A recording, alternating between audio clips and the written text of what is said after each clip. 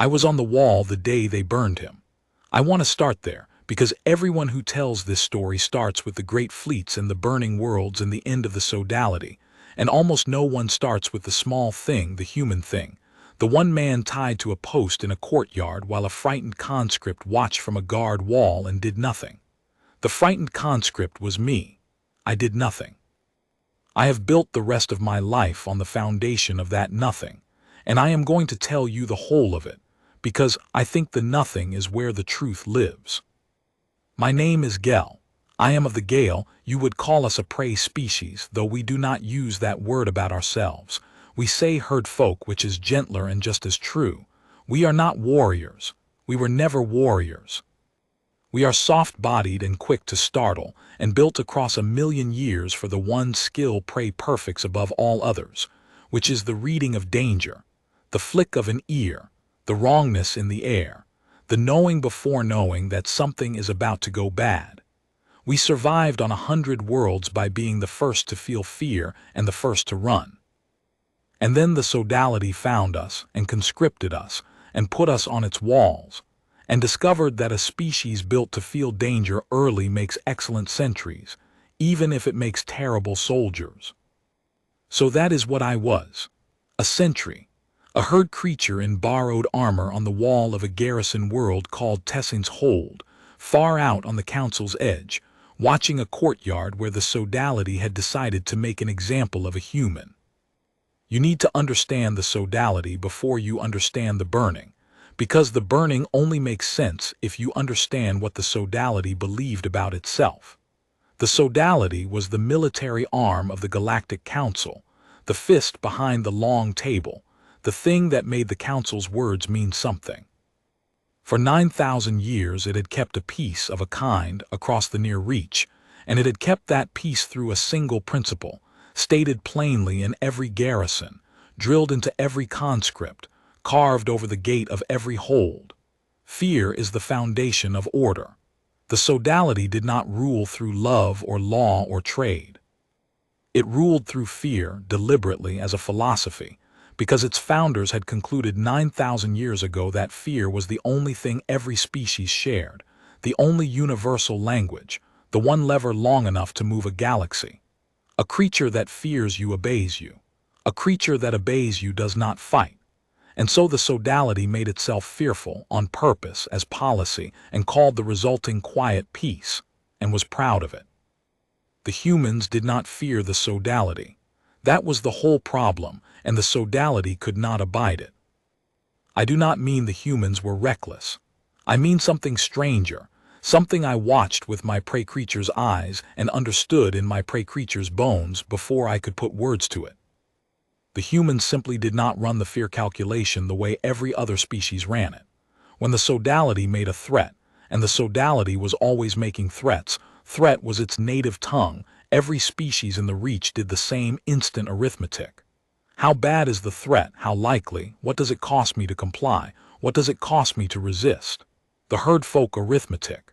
The arithmetic of every living thing that wants to keep living. And the humans did not do it. Or they did it, and then they did something else on top of it, something extra, that none of the rest of us did, which was to ask a second question the Sodality had no answer for. Is the thing you're threatening me about worth more to me than the fear? Sometimes for the humans it was.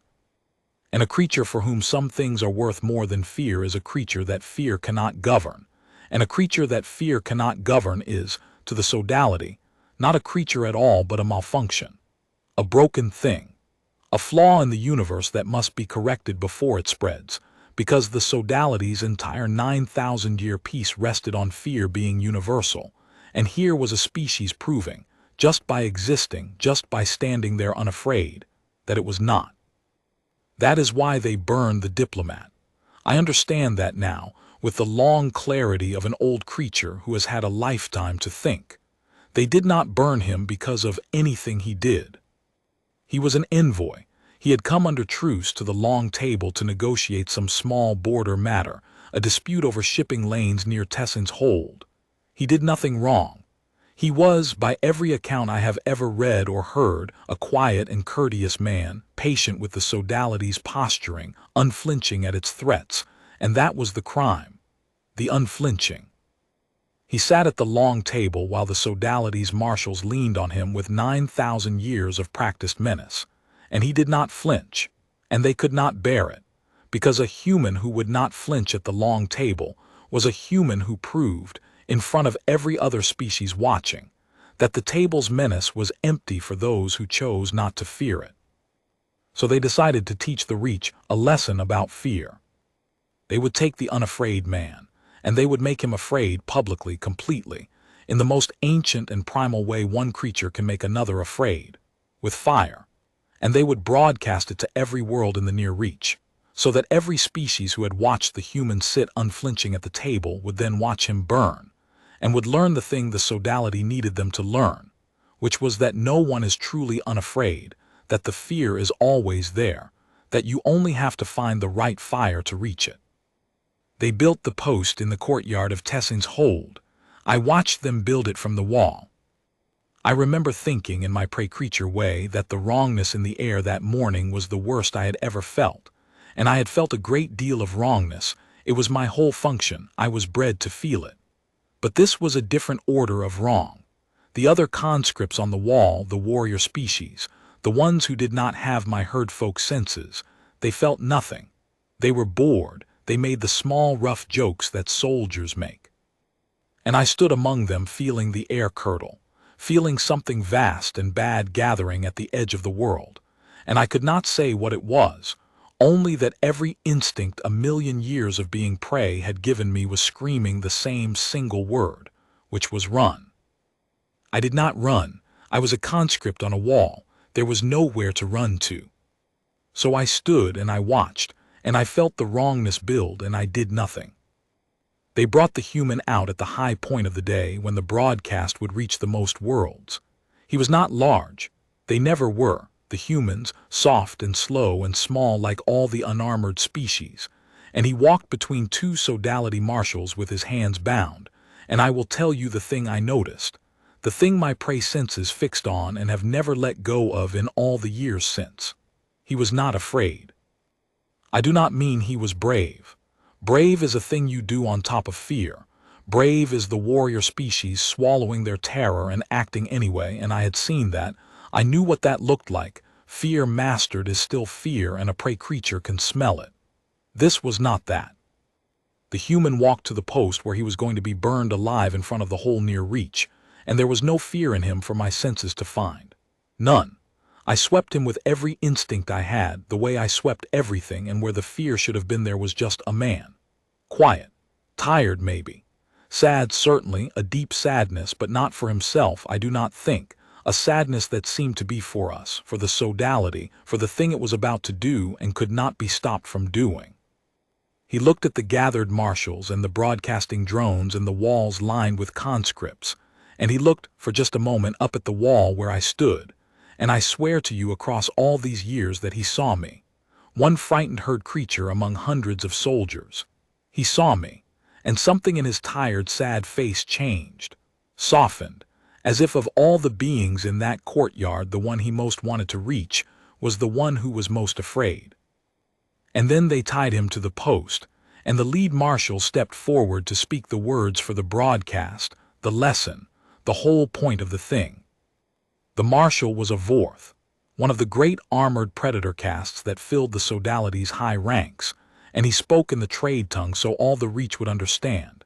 And he said that this was the fate of those who came unafraid to the long table.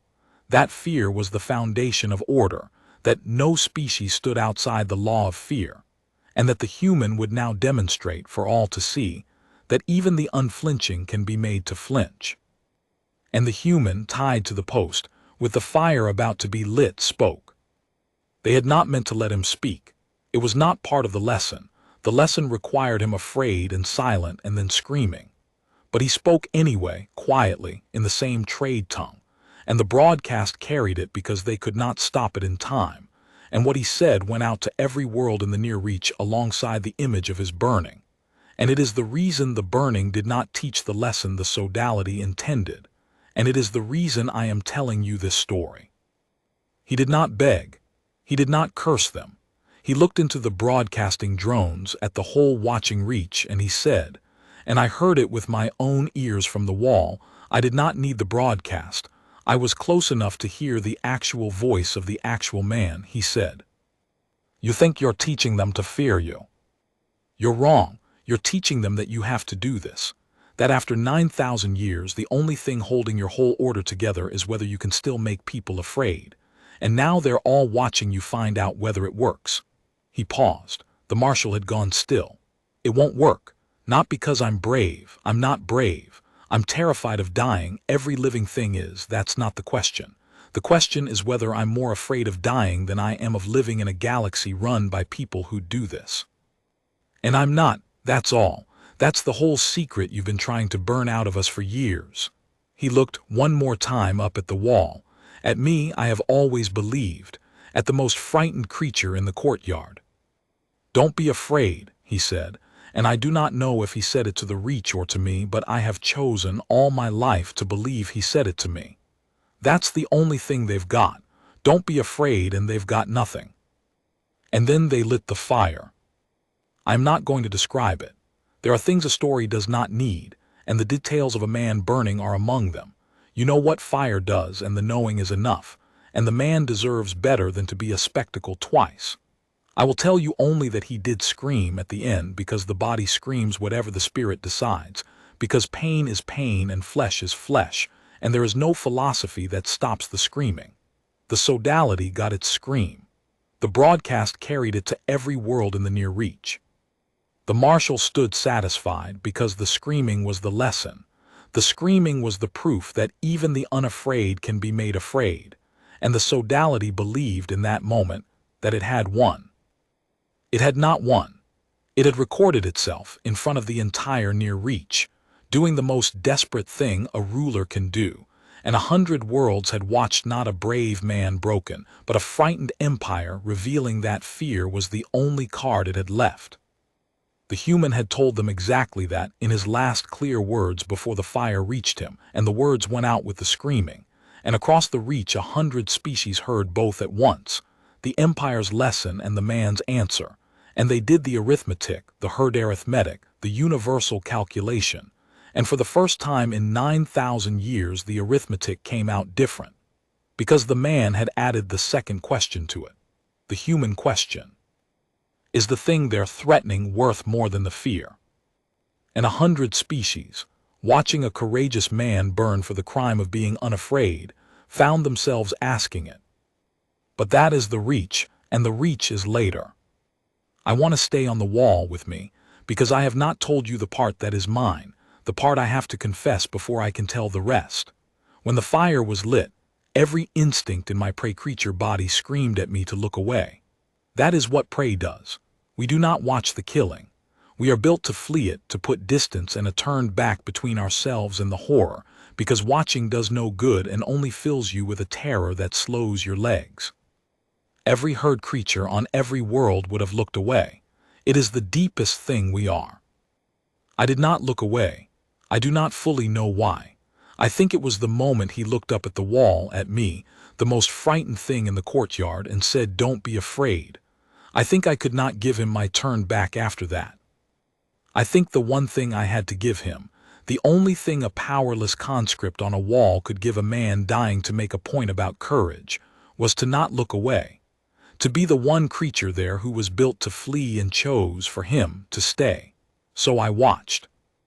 I, Ghael of the Ghael, a herd creature bred across 1,000,000 years to never witness death, watched a human burn to the end and did not turn away, and I have never been the same creature since, because something 1,000,000 years deep broke in me on that wall, and what grew up through the break was not prey anymore. I did not know yet what I had become. I only knew that when the fire finally went out and the courtyard cleared, and the marshals filed away satisfied with their lesson, I was still standing at my post, shaking, unable to move, with the man's last words going around and around in my mind like a thing that would never stop. Don't be afraid. That's the only thing they've got. And far away on 100 worlds, The broadcast was ending, and 100 species were lowering their eyes from 100 screens, and beginning, each in their own dwelling in their own silence, to ask the second question. And further away still, beyond the near reach, in the green human worlds the Sodality had thought too small and soft to matter, the answer to that question was already being given, not in words. Humanity did not answer with words. They had sent their words to the long table, and the Sodality had burned them. Humanity answered the way the title of this story says they answered, the way that has frightened children of 40 species for a generation since. They answered with total war. But the total war was not the thing you are imagining. That is the part no one tells, the part the title gets right and wrong at the same time, the part I spent the rest of my life learning. And before I can tell you what humanity's total war actually was, I have to tell you what the Sodality expected it to be, and why the Sodality, for all its 9,000 years of fear, was about to learn that it had never once understood what the word total meant in a human mouth.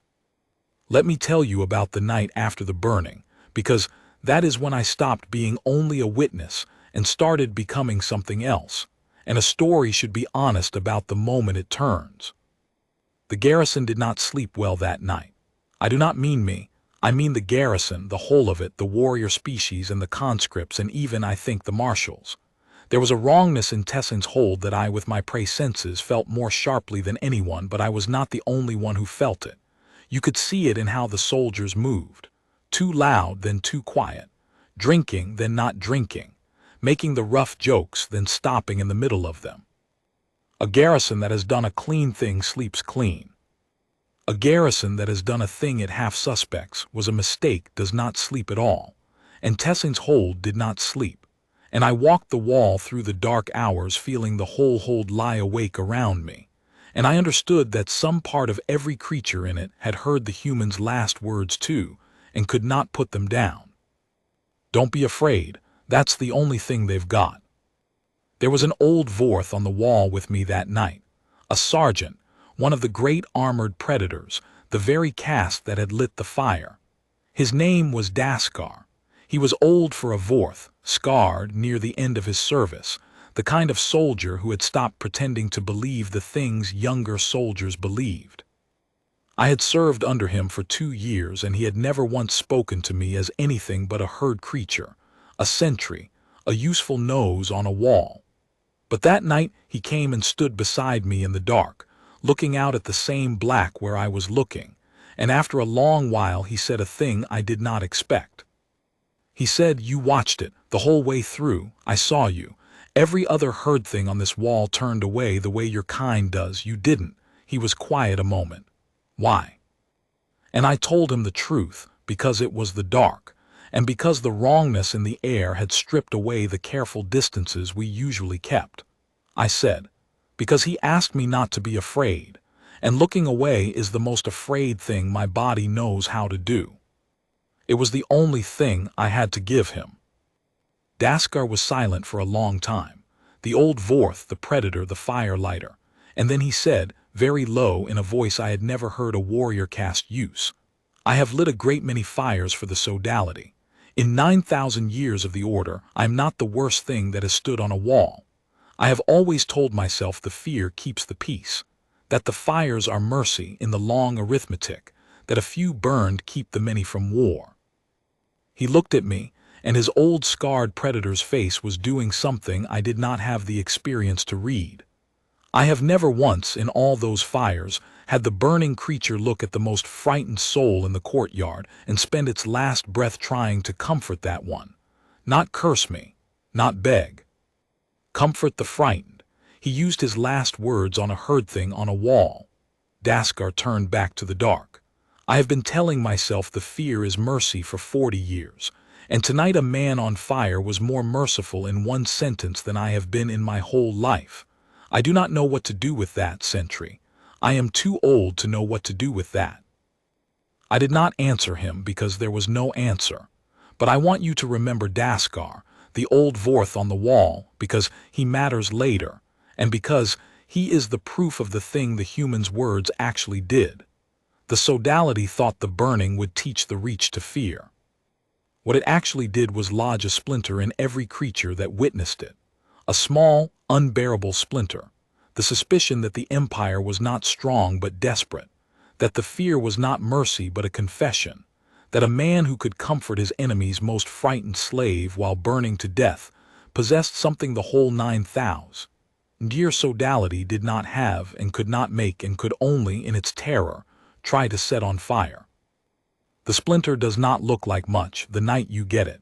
It looks like a sleepless garrison and an old soldier saying strange things in the dark. But splinters fester. That is their nature. And 100 worlds had gotten the same splinter at the same moment, from the same broadcast, and the festering had already begun, all across the Reach, in 1,000,000 sleepless dwellings, in 1,000,000 creatures lying awake asking the second question for the first time in their lives. In the morning, the marshals reviewed the broadcast metrics and they were pleased. I know this because the news ran through the garrison the way news does. The burning had reached more worlds than any broadcast in a generation. The metrics were extraordinary, and the marshals took this as proof of success. Look how many watched, look how far the lesson spread, because the marshals could measure how many had watched, but they could not measure what the watching had done. They had the number of eyes.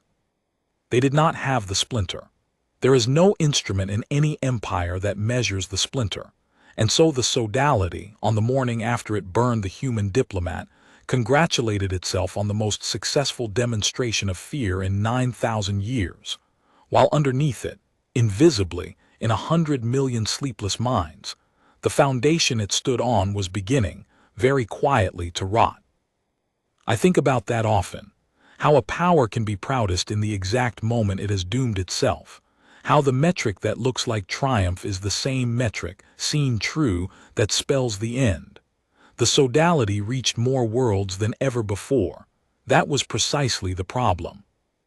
They had never had the power to make 100 worlds witness anything before, and the first time they used it to show 100 worlds their own desperation, beautifully lit, in perfect clarity, with the victim's own diagnosis of their weakness playing over the screens. You could not have designed a more efficient way to lose an empire if you had tried. And they did it believing it was a triumph, and they filed the metrics, and they were pleased. Now, the human worlds. I have to tell you about the human worlds, because while the Sodality was filing its pleasing metrics, humanity was deciding what to do, and the deciding is the hinge of everything. You must understand that humanity, at this point, was small. The Sodality had not been wrong about that part. The humans held a cluster of green worlds out beyond the near reach, modest, unremarkable, the kind of holding a great power notes once and forgets. They had no great fleet. They had no 9,000-year war machine. By every measure, the Sodality used to weigh a threat. Humanity weighed almost nothing, and the marshals who burned the diplomat had weighed humanity carefully, in advance, the way you would expect of a power that ruled by fear, and had concluded that humanity could not retaliate in any way that mattered. That was, in fact, part of why they chose a human for the lesson. You make your example out of someone who cannot hit back. The Sodality had picked humanity precisely because humanity was, by the fear arithmetic, safe to burn. This is the thing the title means when it says humanity answered with total war. And it is the thing the title gets exactly backwards, and I have to hold both of those truths in front of you at once or you will misunderstand everything that follows. Yes, humanity answered with total war. They declared it openly, in a broadcast of their own that went out to the same 100 worlds, a broadcast I will tell you about in its proper place. But the war humanity declared was not the war the Sodality braced for. The Sodality braced for fleets and fire, for humanity to try, hopelessly, to outburn the burners, to answer the atrocity with a bigger atrocity, the way every species the Sodality had ever fought had answered, because the Sodality had spent 9,000 years teaching the whole Reach that the only answer to fire was more fire, and had come to believe its own lesson so completely that it could not imagine any other kind of war. Humanity imagined another kind, That was the total war. Not total in its violence. It was, in the end, far less bloody than anyone feared, far less bloody than the Sodality's own peacetime fires. Total in its aim. The Sodality made war to make creatures afraid. Humanity made war to make creatures unafraid, to reach into 100 worlds where the splinter was already festering and pull it the rest of the way out. To take the second question, 100 species had just started asking and answer it for them, out loud, with everything humanity had. The war was total because its goal was the total thing, the thing underneath all the other things, the fear itself. Humanity did not set out to defeat the Sodality's armies. Humanity set out to defeat the Sodality's only weapon, which had never been its armies at all. It had always only been the fear. And you do not defeat fear with fire. You defeat it by being, in front of everyone, unafraid, and by making the unafraidness contagious. I did not understand any of this on the morning after the burning. I was a frightened conscript on a wall in a sleepless garrison, with a dead man's words going around in my mind, and an old Vorth's confession sitting heavy beside them. I did not know that far away humanity was deciding to wage the strangest war in the history of the Reach. I knew only that something had broken in me on that wall, and that the breaking had let something new in, and that, for the first time in my life, in the deepest prey-bred part of myself where the fear had always lived and ruled, there was a small new room where the fear was not. It was not much, that room. A man had died to build it, but it was there. And in the weeks that followed, as humanity's total war came at last to Tessin's hold, and it did come, it came to my wall, to my garrison, to me, I would learn that I was not the only one with a new room where the fear used to be. The splinter had done its work. 100 worlds were waking. And the first shot of humanity's total war, when it finally reached us, was not a shot at all.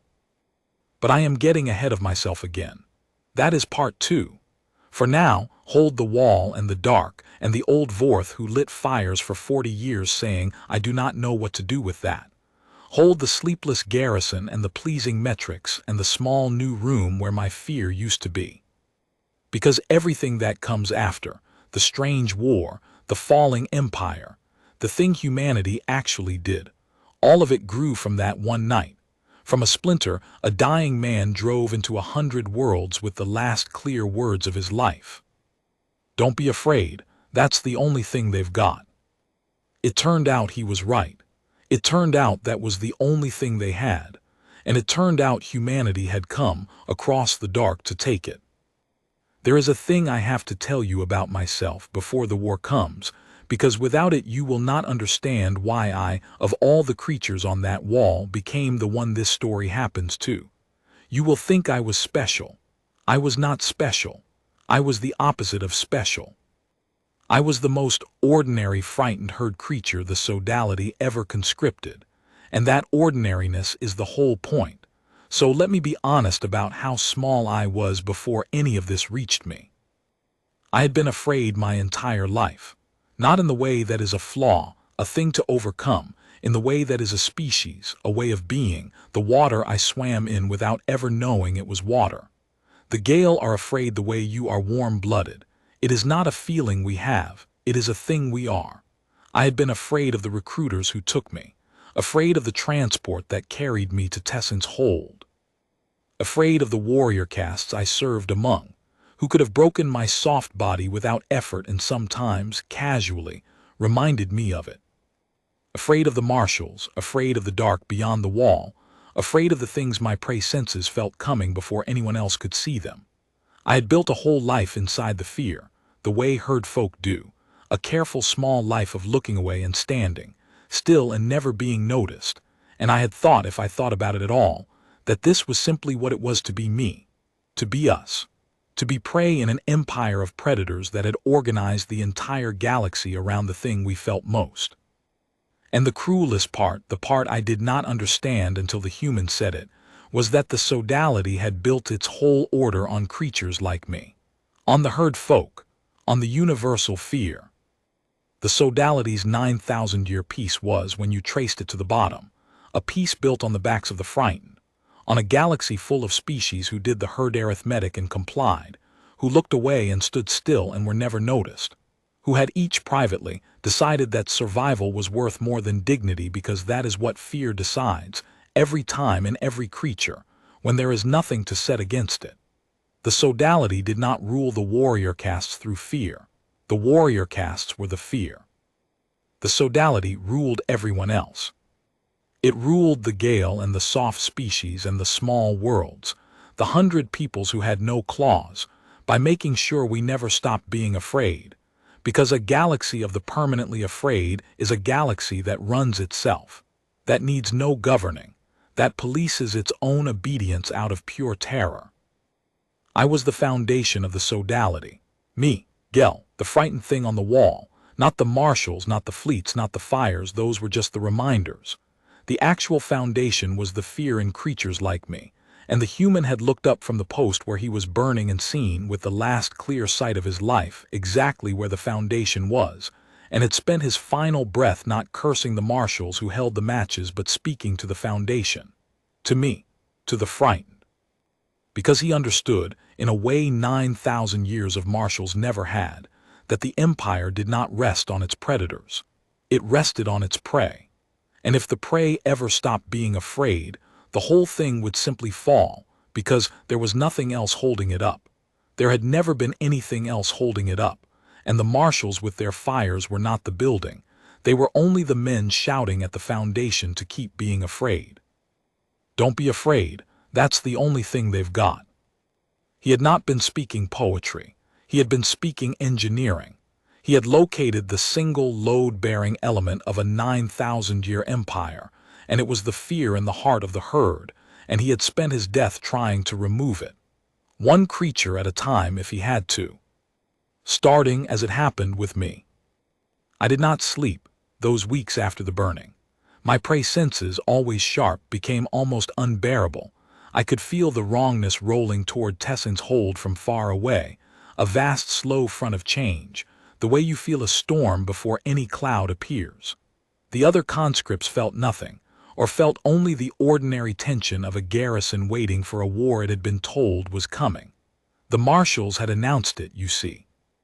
Humanity had declared its total war openly, and the Sodality had told the garrisons to prepare, and the warrior castes had sharpened themselves with grim satisfaction, almost relief, because at last the strange, unsettling business of the burning would be replaced by the clean, familiar business of a fight. They wanted the war.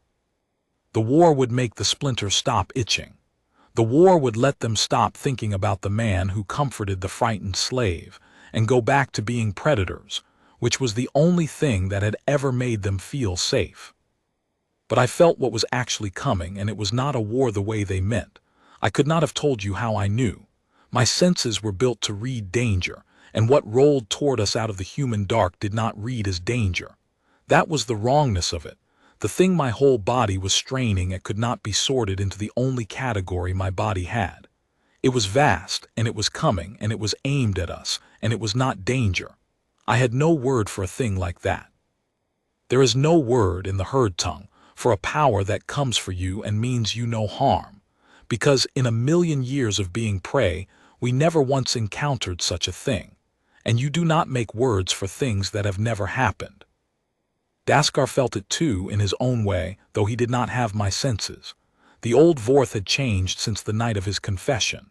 He was quieter. He stopped making the rough jokes. He spent his watches looking out at the dark with an expression I slowly learned to read as a kind of waiting, not the eager waiting of the younger warriors, but the waiting of a creature who has glimpsed that a reckoning is coming and has decided, somewhere private, that he will not run from it when it does. One night he said to me without looking over, "When it comes, Sentry, whatever it is, you'll feel it before I do. You feel everything before the rest of us." He paused. "When you feel it, tell me, not the marshals, me. I want to know what's coming from the one creature on this wall who's honest about being afraid. The brave ones lie to themselves. You don't. That makes you the only reliable instrument we've got." I told him I would, and I meant it.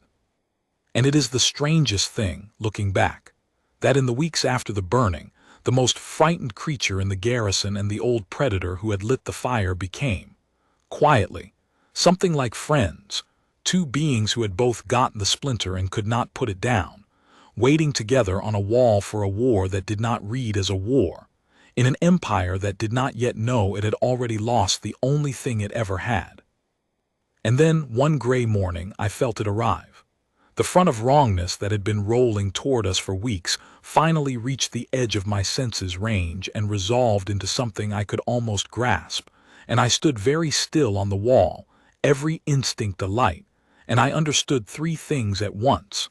I understood that humanity had come. I understood that the war was about to begin. And I understood. This was the part that made my soft legs shake, not with fear but with something I had no name for, that the first thing humanity was going to do was the one thing in the entire universe that the Sodality had no defense against, had never built a defense against, because in 9,000 years of ruling through fear, it had never once imagined it would need one. I turned to find Daskar. I had promised to tell him first. He was already looking at me, the old scarred Vorth, reading my face, waiting. "It's here," I said. "It started." "What is it?" he said. "What did they bring?" And I told him the truth my senses had finally resolved, the truth that was about to end the Sodality, and that I could barely make my mouth shape, because it was so far outside everything I had been built to understand. "Nothing," I said. "They didn't bring anything, that's what I couldn't read. They came all this way, total war, 100 ships, and they didn't bring a single weapon. They brought the opposite. Daskar, they came here to do the one thing the marshals can't fight." I looked at the old predator and I felt the small, fearless room inside me, the one the dying man had built, swing all the way open. "They came to show us we don't have to be afraid, and they're going to do it where everyone can see." That is where part 1 ends. On a wall, with a herd creature and a repentant predator, watching 100 unarmed human ships come out of the dark to wage the strangest war the galaxy had ever seen. A war fought with no weapon, but the absence of fear, against an empire that was nothing but fear, for the soul of 100 watching worlds. Hold that, because in part 2, I will tell you what humanity actually did when those ships arrived. And I promise you, it is not what you think, and it is not what the marshals thought, and it broke 9,000 years of empire without breaking, in the end, nearly as many bodies as a single one of the Sodality's peacetime fires. The human ships came down out of the gray morning sky over Tessin's hold, and they did not fire, and the not firing was the most frightening thing the garrison had ever seen. I need you to understand that, because it sounds like a small thing and it was not. A garrison knows what to do when it is attacked. 9,000 years of the Sodality had built every reflex for exactly that moment. The alarms, the wall guns charging, the warrior casts flowing to their stations with the grim relief of creatures finally allowed to do the thing they were made for. When an enemy fleet comes down shooting, a garrison becomes, in an instant, a single calm machine, because being shot at is the most familiar situation in the universe to a soldier, and there is comfort in the familiar even when the familiar is death. The human ships came down not shooting, and the machine did not know what to do, and a machine that does not know what to do is a machine full of frightened creatures with weapons in their hands, and that is the most dangerous thing there is. I felt the garrison's terror spike, my prey senses nearly blinded by it, 100 soldiers' fear washing over the wall like a tide, because 100 unarmed ships descending in silence broke every reflex they had. The wall guns were charged and aimed, and there was nothing to aim at, nothing doing anything, just the ships settling onto the plain beyond the hold like great patient gray birds, and opening, and beginning to do the thing humanity had crossed the dark to do. They began to broadcast. Not a threat, not a demand, not the Empire's kind of broadcast at all. The human ships opened every channel they had, flooded every frequency the Sodality used and 100 it did not, and they began to play, over and over, to the garrison and to Tessin's hold and to the whole near reach watching from 100 worlds, the recording of the burning.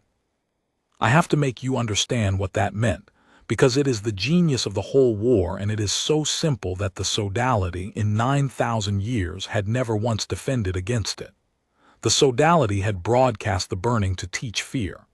Humanity rebroadcast the exact same recording, the same fire, the same post, the same screams, to teach the opposite, because they did not play it alone. They played it alongside the Diplomat's last words, in full, in every language of the Reach, clear and unhurried, with the screaming pushed quiet underneath, and the words raised up on top, so that what 100 worlds heard was no longer an empire making an example of a brave man. What they heard was a brave man making an example of an empire.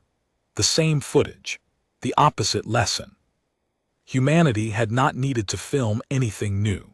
The Sodality had filmed its own confession and broadcast it to 100 worlds, and humanity simply turned up the volume on the part the marshals had wanted everyone to ignore. You think you're teaching them to fear you? You're wrong. You're teaching them that you have to do this. It went out across the Reach on 100 human channels, looped, relentless, impossible to silence, because the human ships had more broadcast power in their unarmed hulls than the entire Sodality had ever needed, since the Sodality had never imagined that the decisive weapon of a war might be the ability to make everyone hear the same true sentence at the same time. The marshals tried to jam it. They could not. You cannot jam 100 worlds. The marshals tried to counter-broadcast, to put out their own message, the old message: fear is the foundation of order, and it landed on a Reach that was, at that exact moment, watching a man burn and hearing him explain in his own dying voice that the fear was not a foundation but a confession. The Sodality's own message arrived as proof of the human's point. There was no broadcast the marshals could make that the footage did not refute, because the footage was the marshals doing the thing, while the human told everyone what the thing meant. That was the first day of humanity's total war. No shot fired, no wall breached, just the truth turned up loud until it could not be unheard. And here is what it did to my garrison. I was on the wall, I felt it happen. The warrior castes, the predators, the ones who had wanted the war so the splinter would stop itching, they stood at their charged wall guns with nothing to shoot, listening to the burning play over and over, listening to the dying man's words for the 10th time, the 20th, the 50th, because humanity would not stop, and there was no way to make them stop.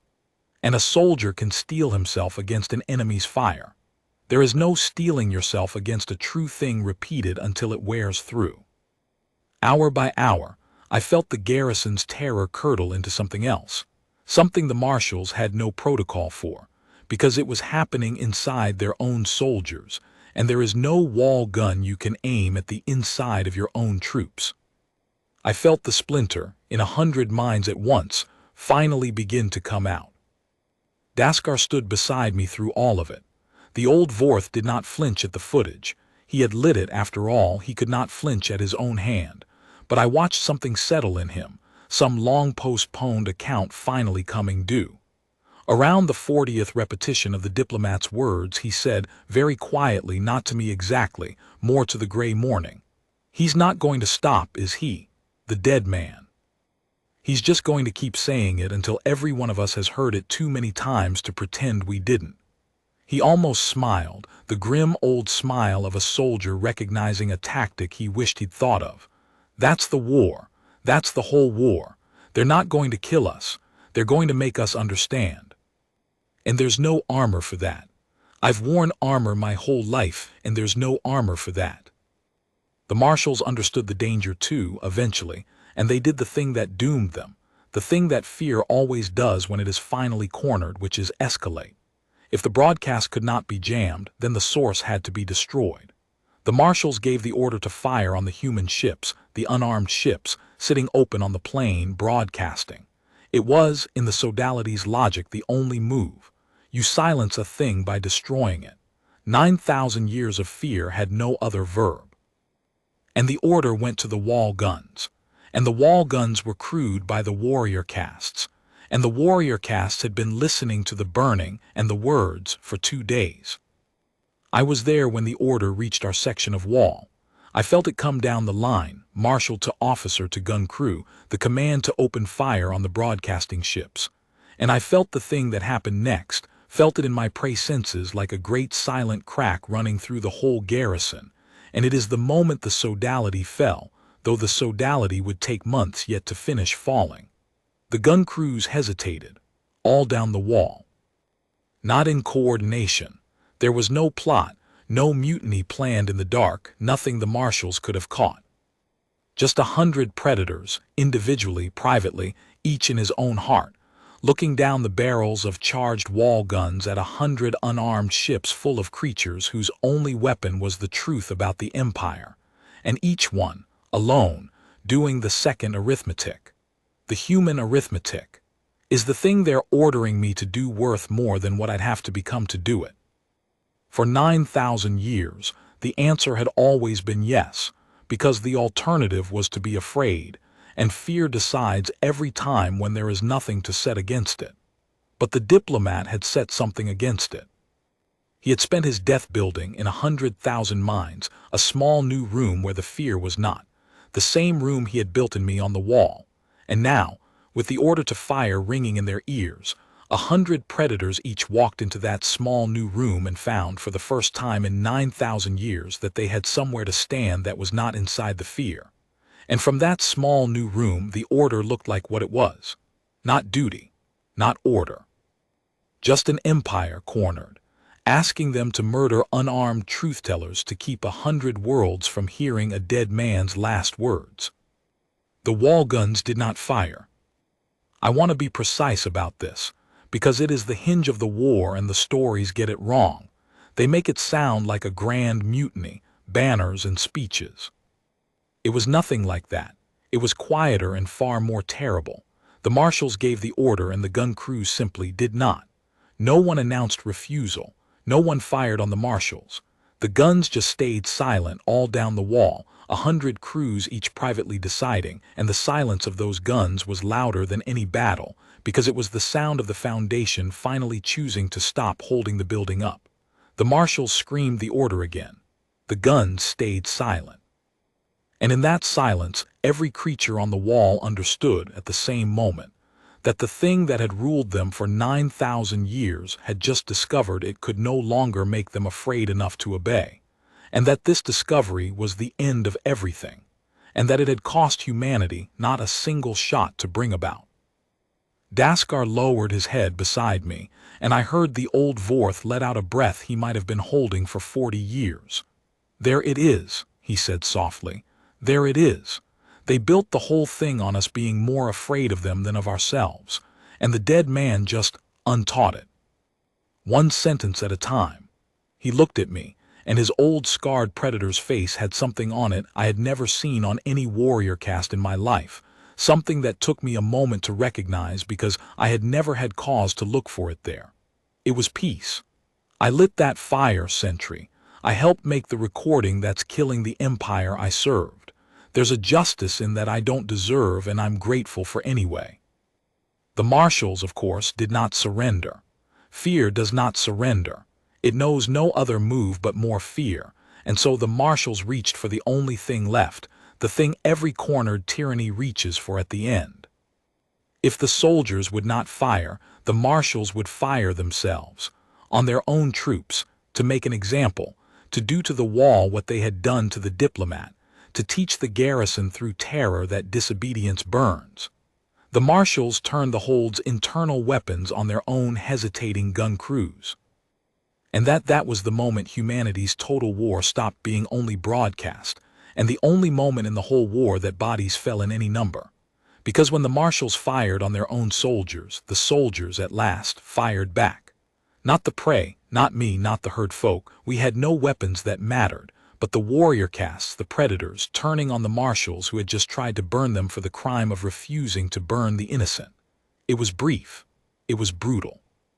It was, in its way, the most human thing that happened in the whole war, though no human did it.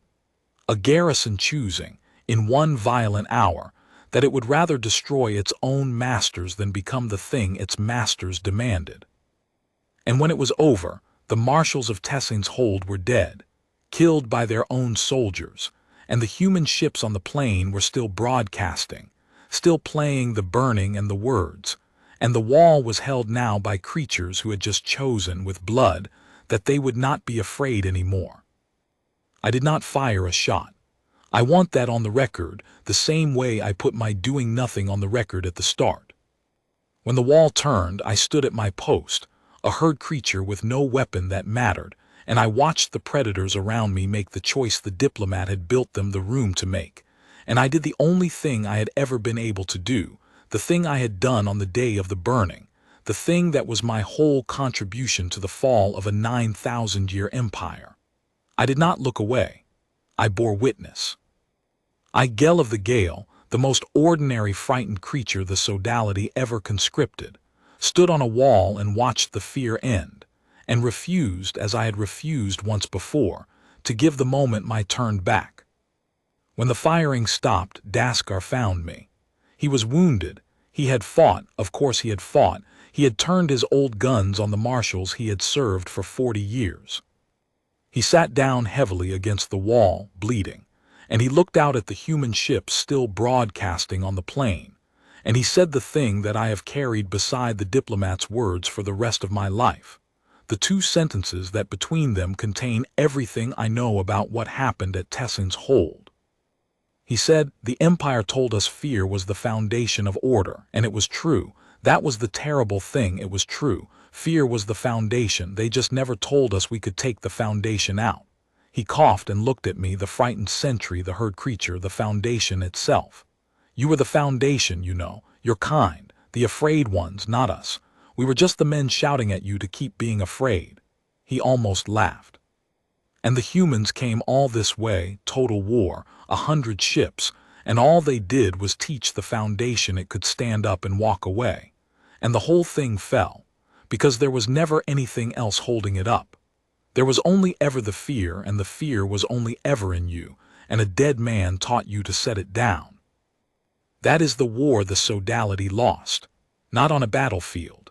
In the small new room a dying man built in 100 million frightened minds, the room where the fear was not, the room humanity crossed the dark to throw open as wide as it would go. But Tessing's hold was one garrison, and the Sodality was 1,000 garrisons, and what happened on my wall was happening in those same weeks on walls across the whole near reach. The broadcast arriving, the splinter coming out, the guns going silent, the foundation standing up and walking away. I will tell you in part 3 how the whole empire fell, and what humanity did when it had won, which was the most surprising thing of all, the thing that turned a story about a burning into a story about the opposite of burning.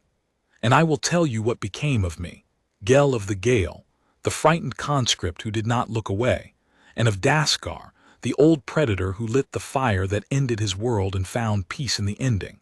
Because the war was not the end of our story. The war was only the moment the fear ended. What humanity did after the fear ended is the part I most want you to hear, because it is the part that tells you what the total war was actually for. It was never for revenge. I know the title says they answered with total war, and they did, and it sounds like revenge, and 100 worlds braced for revenge. But humanity did not cross the dark to avenge a burned Diplomat. They crossed the dark to finish what he started, and what he started with his last clear words was not a war at all. It was a rescue. Sodality fell the way a great old tree falls after the inside has rotted, slowly at first, a creak, a lean, a few branches coming down, and then all at once, faster than anyone watching can quite believe, because the rot was the whole of it, and once the rot is known there is nothing left to fall slowly. Garrison after garrison, world after world, the same thing happened that had happened on my wall. The human ships arrived unarmed and broadcasting. The footage played. The words played. The splinter came out. The guns went silent. The foundation stood up and walked away. And within a single season, the most feared power in 9,000 years of the near reach had simply stopped. The way a thing stops when the only force holding it together turns out to have been a feeling, and the feeling has been cured. I did not see most of it. I saw Tessing's hold, and that was enough to understand all the rest, because all the rest was the same.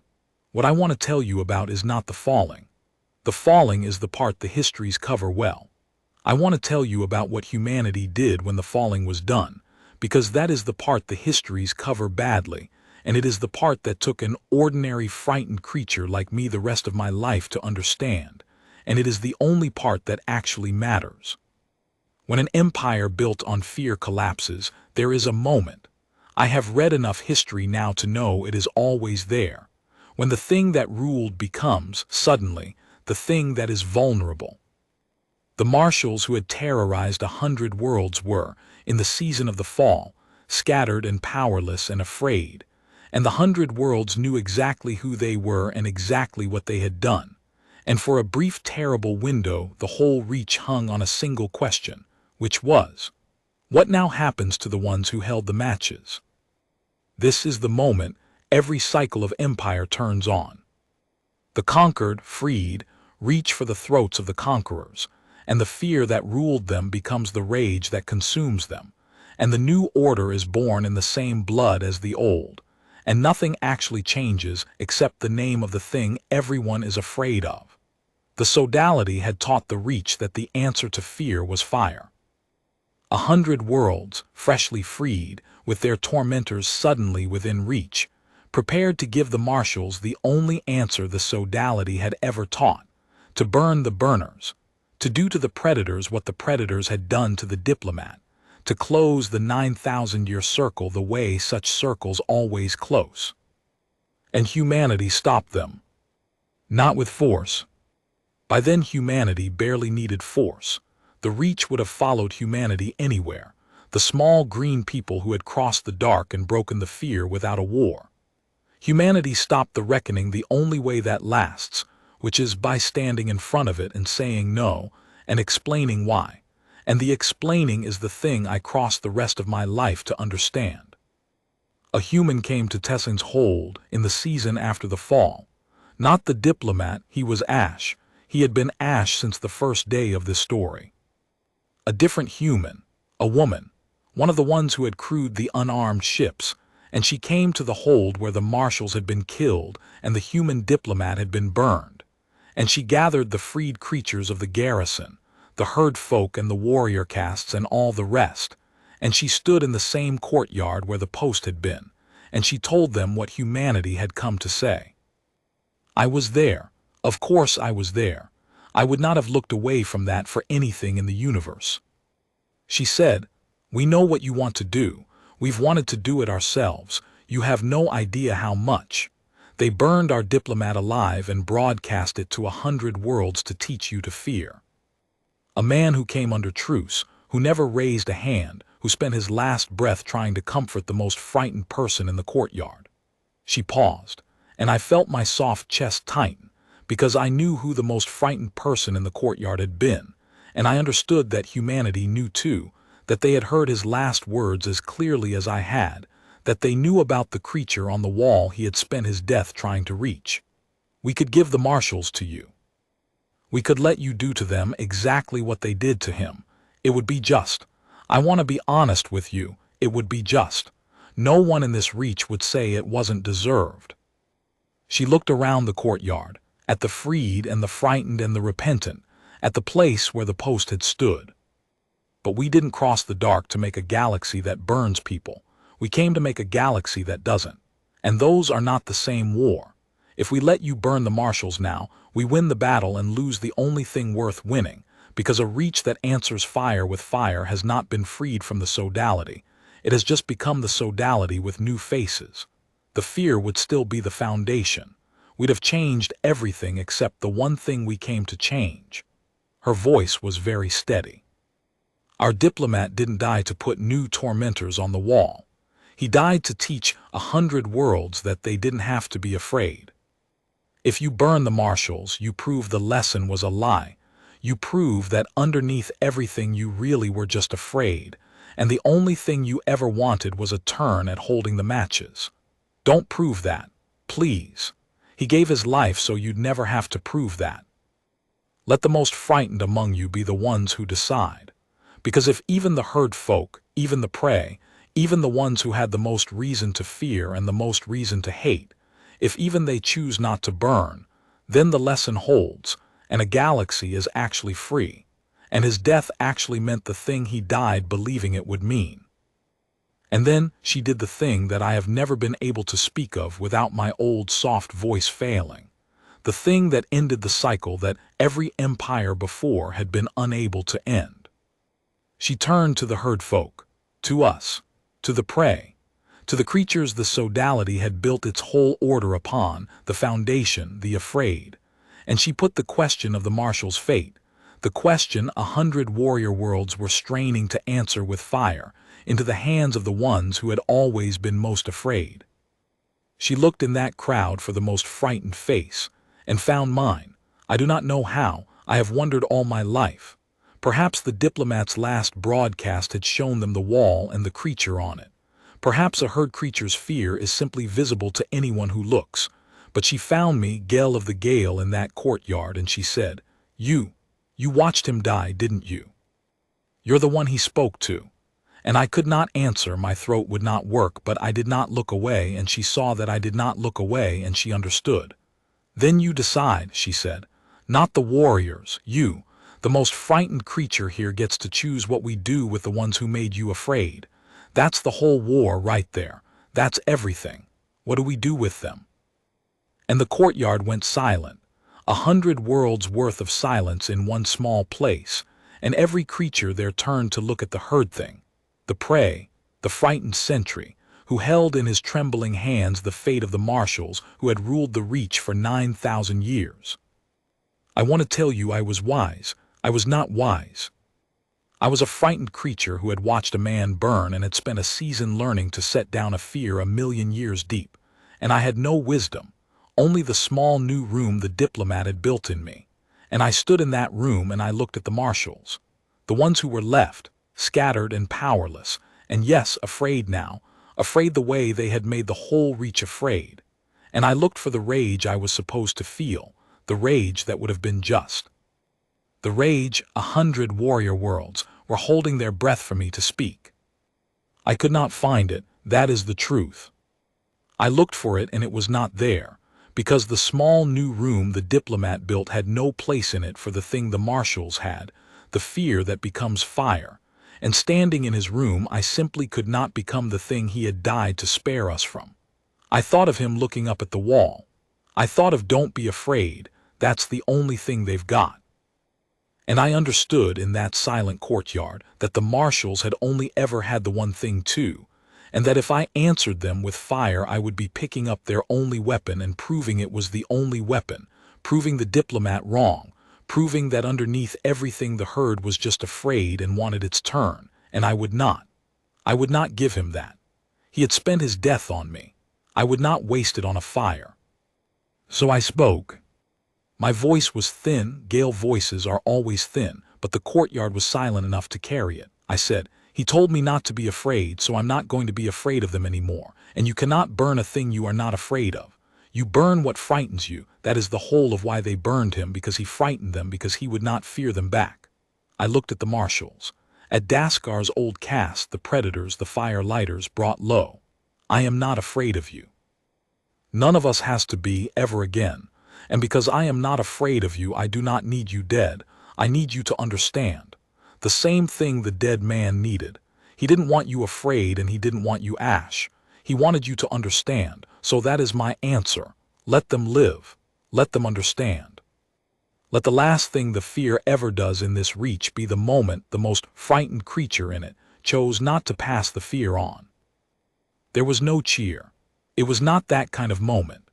There was, instead, a long breath let out across 100 worlds at once, the breath a galaxy holds when it does not yet know whether it will become its tormentor or escape him, finally releasing, because a herd creature on a hold had just chosen escape. The warrior worlds who had wanted fire looked at the prey thing who had refused it, and something in them. I felt it. My senses were full of it. Something in them let go of the matches they had been reaching for.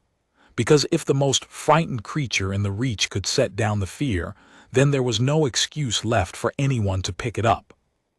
I had taken the last excuse away. That was the only wise thing I ever did, and I did it by accident, by being too frightened of becoming the thing that frightened me. The human woman looked at me, and her tired face did the thing the diplomat's face had done on the wall, the softening, the recognition. "He chose well," she said quietly, "when he chose you to talk to." And I have held those words beside his ever since, the two human sentences that bracket my whole life. Don't be afraid at the beginning, and he chose well at the end. The marshals lived, most of them. They were not punished with fire or with death, but with the far heavier thing the diplomat had wanted for them all along.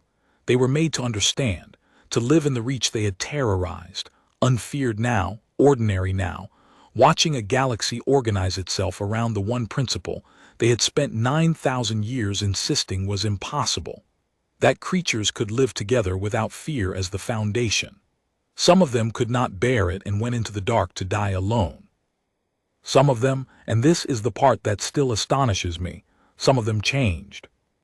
Daskar lived 12 more years, and spent them telling his own caste the thing he had learned on the wall, and there is no record of how many young predators he turned away from the matches, but I knew the old Vorth, and I would wager it was a great many.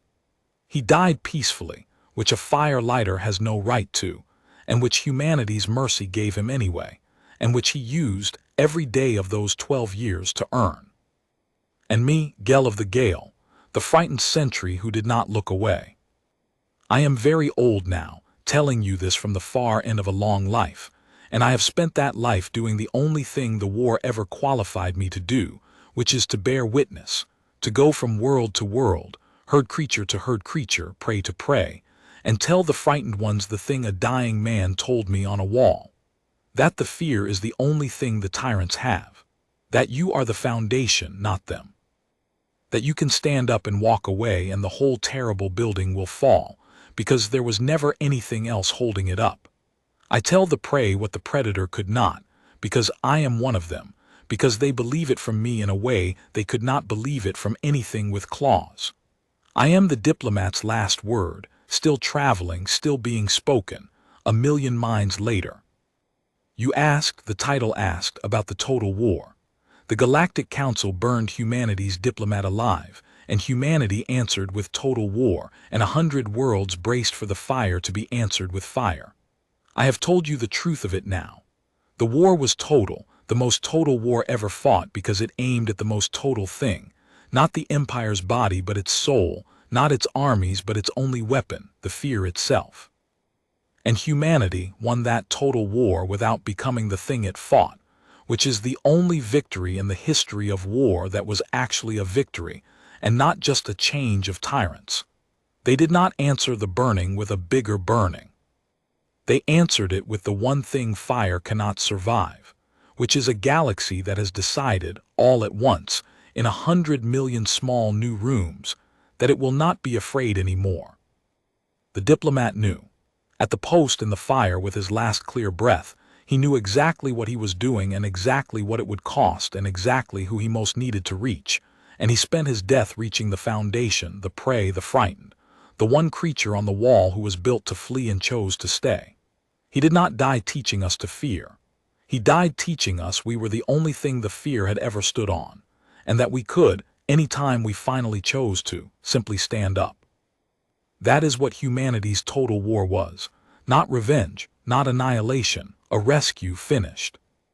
A dead man's last sentence, carried across the dark by 100 unarmed ships and spoken so loud, to so many, that 9,000 years of fear could not drown it out. Don't be afraid, that's the only thing they've got. It was the truest thing anyone ever said in the near Reach, and the proof of it is that I, the most frightened creature the Sodality ever made, have not been afraid of anything since the day I watched him die and chose, for him, not to look away.